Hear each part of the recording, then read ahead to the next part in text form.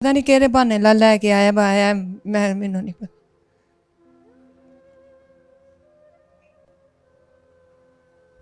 ਮੈਂ ਤਾਂ ਬਾਜੀ ਪੀਵਾ, ਮੇਰਾ ਕੋਈ ਨਹੀਂ ਹੈ, ਨਾ ਮੇਰੀ ਮਾਂ ਨਾ ਮੇਰਾ ਪਿਓ। ਮੇਰੇ ਭਰਾ ਦੀ ਸ਼ਾਦੀ ਇਹਨੇ ਤੇ ਨਹੀਂ ਦੱਸਿਆ।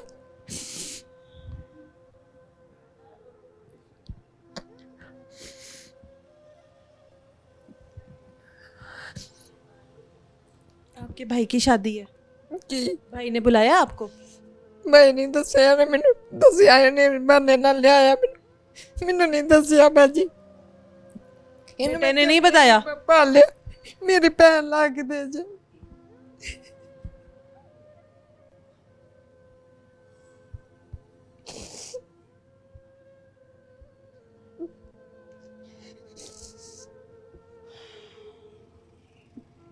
भाजी बीवी दे पिछे लगा